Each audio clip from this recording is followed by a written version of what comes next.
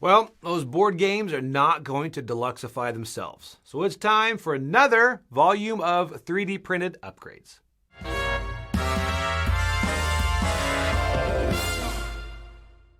Hey everybody, welcome again to 3D printed upgrades. If you notice, I've actually changed the title of this to not include the month because it kind of ties me into doing one every month, or more than that, only doing one a month. And really, I am printing so much that I could probably do a couple a month. I don't know. So I'm going to start just voluming these out, and also because they're really not month sensitive. Most of the stuff is not because of the month I'm in. However, I will say this Halloween, I have been printing a lot of stuff, including this guy, which I'm pretty happy about.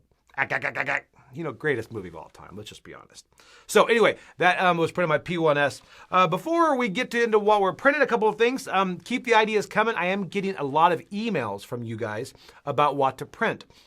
And please send them, put them in the comments below, or you could email me at joey@dicetower.com. Mainly because, like I mentioned before, there are so many different places that you can get these files. I don't care if they're free or paid, just something that you think would be great for a board game or board game adjacent thing. And I'll take a look at printing that and see if I can get that done and seeing, honestly, if it works. We have got one this week that really does not work. It's pretty brutal. But anyway, so yeah, so make sure you send those to me. I love to see all those that you guys have in mind. Also, let's see here. I need a good insert for X-Men United, and really Cthulhu Death May Die is a big one. So if anybody out there knows a good insert for that, I've seen a couple of them, but Cthulhu Death May Die is taking over my house. The boxes are everywhere. So I either have to print an insert or I'm going to have to move. I don't really know which one to do. Both ones are equally likely. I might just give the house to Cthulhu Death May Die before the next one comes in, and then it just takes over and I'm homeless. So, all right, let's see here. People mentioned CNC router. I don't have one of those. I no longer have a garage, so I can't really get one of those anyway. Let's see. Also, people ask about what nozzle I'm using. I am only using a 0.4 nozzle for all of these. I do have a 0.2 and a 0.6, 0.8, but I have not used those yet. I know they're easy to swap out, but I'm more comfortable with the 0.4, so who knows, I might try a smaller nozzle later. I did see Bamboo's announcement about the P2S, and it's very intriguing. It looks very similar. Some things I like about it. I won't be upgrading, but I might be getting a second one. Anyway, it looks really good. I'm waiting for it to get out there in the real world, and I can see a lot more reviews about it that way. All right, so anyway, let us get started about stuff I printed this month. Well, this past several weeks, and except for this guy. Let's look at him again. Candy holder. He's great. Love him. All right, so let's get to what we printed. Okay, let's start off with the fail. This one I printed 3 of them because I had this idea. I would need a Playmat holder. Currently, I kind of have I have one of those wraps that go on the back of your door so you can put all the playmats in there, but I wanted somewhere to kind of stick them up in the side of the room, in my game room. And I thought printing these brackets, these are made to put on the wall, but I thought, you know what? I could probably just use it on the floor and stick all the playmats in there and use them that way. It didn't work. I think this is a good idea. If you do mount it, it may work better than sitting there on the floor, probably because it's built that way. However, the holes themselves are made for larger playmats than I have. Like the center one is huge. I haven't put like a big Kemet and all these other mats in there and rolled them together. And they still kind of were too small for that. The side ones are larger too because most of the playmats I have are smaller. So again, I'm gonna have to look for something adjustable. I don't want to print one of those large playmat holders that are very intricate because I've got so many playmats that would just take far too long. So I'm looking for a simple solution. So I'm still on the hunt for that. Okay, so I just added to this. I want to show this is kind of board game adjacent into my room. I've just printed some more and added to this. This is Walhalla. Walhalla I started printing a while back, and I used my printer to kind of add. The great thing about this is everything in this is modular. This goes onto the wall, and this one is fantasy themed. This goes onto the wall and will be where you kind of store those miniatures. And having those on there is fantastic. Because honestly, when you print a mini and then you put it into a box, you just kind of get sad, right? Nobody ever sees them unless they play the game. So this way you actually print a mini and you put it, or sorry, you paint a mini and you put it up there for everyone to see. These are great. They just put it on 2 screws on the side, and then it's modular. You can put the larger, some of the larger ones. I have one from Oathsworn in there. So larger minis and the smaller ones as well. They also have different themes. I got fantasy, like I said. They have sci-fi. They have a lot of different ones. And it's a very, very simple print, no supports. And again, I have got it printed to where I've got different pieces, and I'm printing more and more that I can slide some in and out as I want to put more and more miniatures in there.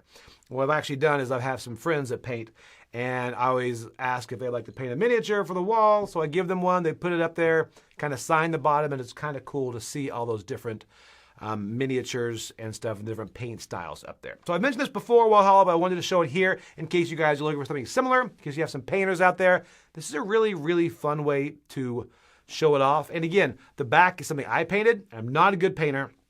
That's just straight dry brushing. That's all it is. It's just several coats of dry brush, lighter and lighter, and it looks good. That's something even I can do. The miniatures, I'll leave my wife. She's better than me at everything.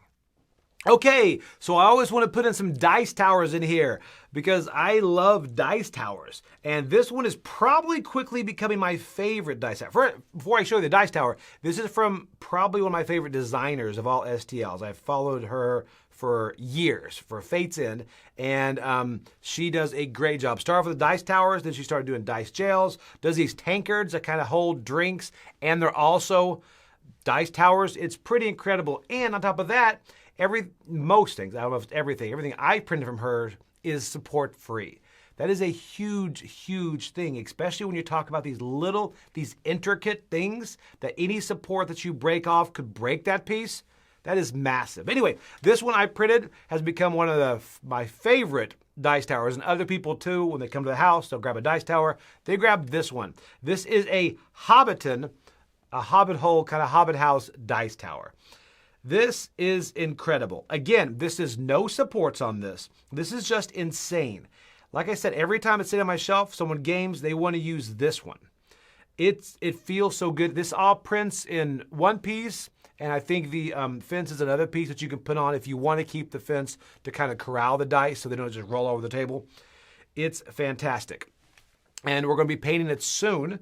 If you guys want, I can always go back and revisit some of these after they're painted so you can kind of see the finished product. If that's something you're interested in, let me know in the comments and I can do that. This is what my wife is printing. But then a little hint on this, a little surprise that we have actually, this lady is actually going to design something for our upcoming Kickstarter for the dice tower. So hopefully it's going to be a dice tower. So that I'm really, really excited to see what she designs for the channel for that Kickstarter on there. She also has an RPG out there for some stuff for Furhaven, I think is her new RPG for like families. Looks really good. Anyway, this is a really cool dice tower. She has a lot of different themes and stuff, but this is going to my collection because I like Lord of the Rings. And who doesn't? Who doesn't? Monsters. That's who doesn't like Lord of the Rings. Monsters. Okay, next, something for Clank Catacombs. I am always looking for upgrades to Clank. Last time I printed those shrines, and I love those shrines. But this time I printed these little locks. This is a very simple print. I love just throwing them on there. It's an easy print. I did it in 2 colors, makes it look good. It also has a key you can print to kind of stick in there and glue in there. But honestly, I didn't see the purpose in that. I think they'd probably break if you put them in a bag, in the box and things. I think these locks are perfect. So I think this just adds that little something. And it's easier than an insert that takes 4 years. This is really fun. So if you're looking for something to add to Clank Catacombs, these locks are it. They're great.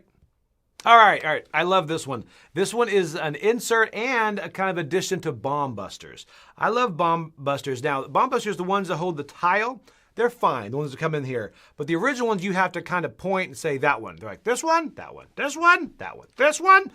These right here are great. These right here have letters on there, so you can put all your tiles in there, and they can simply tell you the letter of which one they're talking about. These work so well, and they also collapse down. They fold down to go into the box, and they look really good when you bring it out. It gives it that deluxe feeling. Right? They also have the tiles on there that you can print. I think the tiles are fine. I don't need to print any more tiles. But this stand, I think, really adds to the experience of bomb busters. Now, speaking of which, there's also an insert that I printed too that helps organize it. And the insert, hold on to your hat. Go put on a hat. Hold on to it. these also fit into that insert, which is incredible. So this insert, again, keeps everything well organized.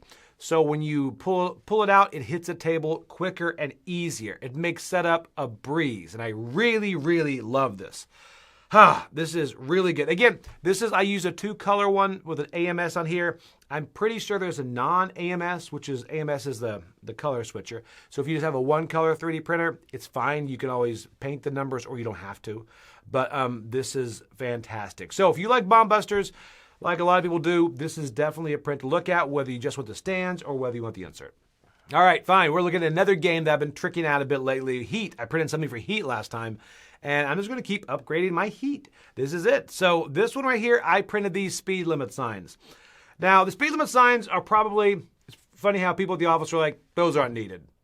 I think they're needed because they look really cool. And also, these speed limit signs, speed limits are written, I say the speed limit, as you go around the corner, the number, all that. The speed limits are printed on the board, but if you're further away, this is easier to see those. And they also collapse really well. It's a 2-color print that breaks down easily. They have the bottom, so you can cover that exact number on there, and then the sign comes up so you can see them at a distance, even if you're further away from that corner. For me, it helps a lot being able to look at where I'm going and know what speed I have to get to go up and down. So I'm not going to call this a functional print, but it's a functional print. It helps me play the game because I'm really good at the game. Not really. I like to combine that and Thunder Road. Just utter chaos. But anyway, this is great if you're looking for stuff to bling out your Heat. Bring out your Heat. Bling out your Heat. Whatever. Anyway, this is for Heat, the speed limit signs. All right, and finally, my favorite game, Dead Reckoning. At this point, my Dead Reckoning is pretty well blinged out. Mainly it's the bling that they sold, so I haven't really done my own stuff a lot. So if you guys have stuff for Dead Reckoning please let me know because I need everything from Dead Reckoning. I love it. Now this right here, these are, I think what they're called is, they're for the ship upgrades, little docks, right? So this is where the ship upgrades go. You can put all the ship upgrades, you print several of them, so you have all the upgrades out there. These look, first off, what got me is the fact they look great. They look like a dock where you have the upgrades, where it just looks like really matches the theme. But on top of that, you have a kind of a clasp on there that clasps them in, and then you can store them. And they're easy to store. I think you can store like 4 docks inside of one of those Saga expansion boxes. I don't have the big captain's chest of that, so I don't know how that all works. But anyway, so you can do that. On top of that, the reason I am loving these is because it's easy to hand those around the table. Because as you look for ship upgrades, with any game, you have to kind of stand up and go over there and look and see what it is. Well, in this one, they just pick it up, hand it to you. You can look. Now let me see the other one. Here you go. That makes it easy. And again, it takes away a step because other things do that, but you have to take them out, put them in the trays, all this, everything's in there. It comes out, hits the table easier, and it matches the theme of Dead Reckoning. So definitely take a look at these if you love Dead Reckoning like I do. So anyway, Dead Reckoning ship upgrades. Whew, okay, that was it. That was everything that I printed for this volume. I've got more stuff that I printed, but I'm only putting some of those in this, and the other ones are not fully printed yet. Again, if you have any other ideas of things you want me to print, comment below or email them to me at joey@dicetower.com. Also, if you have any questions, comments, anything, I'd love to hear them, and I'd love to answer any of your questions, especially if you're new to 3D printing, because I am seeing that in comments a lot. People new to 3D printing, and it's a great thing to get into because it's just exploding in the board game hobby, and it really makes those games that you love, makes you love me even more. So anyway, I'm Joey Evans, and I'll see you later on the channel.